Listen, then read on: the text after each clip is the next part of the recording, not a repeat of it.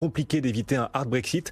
Qu'est-ce que cette hypothèse, ce scénario d'un hard Brexit changerait pour l'immobilier haut de gamme et l'immobilier tout court d'ailleurs en France? Est-ce que ça rendrait la France encore plus attractive qu'un Brexit avec un deal? Alors, évidemment, ça rendra la France encore plus attractive, puisque la France, je dirais, les investisseurs se replieront encore plus sur la France par rapport à Londres. Aujourd'hui, Londres, les prix de l'immobilier à Londres ont baissé, même s'ils restent toujours plus chers qu'à Paris quand même. Ils ont encore à peu près 12-15% de plus cher qu'à Paris. L'immobilier londonien est toujours très tendu. Moi, je vois par exemple ma fille qui vit à Londres, qui essaie d'acheter un appartement, c'est pas facile aujourd'hui. Les prix montent encore. Et donc, en revanche, s'il y a un hard Brexit, qu'est-ce qui va se passer? C'est ça toute l'inquiétude. On rentre dans une zone d'incertitude totale. Est-ce qu'on pourra voyager entre Londres et Paris? Est-ce qu'il y aura un contrôle d'échange pour les Britanniques? Donc, qu'est-ce qu'elle va être l'impact sur notre immobilier? N'oublions pas que les Britanniques sont les premiers acheteurs internationaux en France. Ah oui. Ils n'achètent pas forcément sur Paris, mais ils achètent en région. Et en termes de nombre, ils sont les premiers.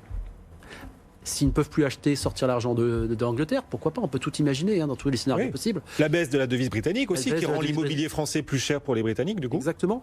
Donc, il y a un certain nombre d'enjeux qui vont jouer là-dessus. Mais en revanche, on va récupérer, nous, de l'autre côté, tous ceux qui investissaient sur Londres, tous ceux qui investissaient sur l'Angleterre en termes d'immobilier et qui vont se rabattre sur la France. Et donc, ils vont venir soutenir le marché. Et n'oublions pas que nous sommes aujourd'hui dans une phase de taux d'intérêt les plus bas historiques. Alors, j'ai l'impression de répéter ça depuis 4 ans.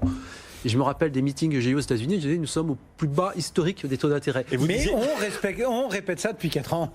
Ça fait peur. Et on rentre dans une zone d'incertitude totale, puisque nous sommes aujourd'hui en taux d'intérêt négatif.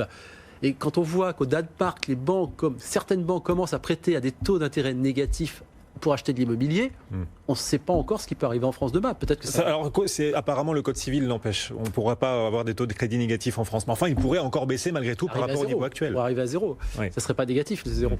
Oui, tout à fait. Ouais. Donc, tout est possible. Et le hard Brexit, c'est vrai, va avoir un impact. Alors, c'est vrai que beaucoup d'entreprises aujourd'hui ont plutôt un plan de s'implanter sur Amsterdam. Beaucoup sont passés sur Amsterdam actuellement parce qu'il y a un mode de vie anglo-saxon, il y a une fiscalité plus intéressante au niveau des entreprises. Néanmoins, un certain nombre d'exécutifs cherchent toujours sur Paris. Et on a, nous, des clients qui ont cherché tout l'été.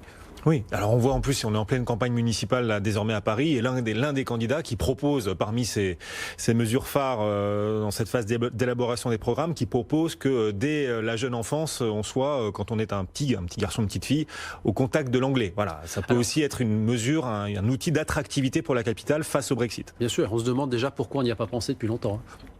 Que les enfants parlent anglais, aujourd'hui, dans le monde aujourd'hui, c'est un impératif pour tout le monde. Et c'est vrai qu'il faut rendre Paris en tant que ville internationale. Il faut absolument que Paris devienne la capitale. Vous l'avez dit, attracte l'ensemble des entreprises européennes. Quelle évolution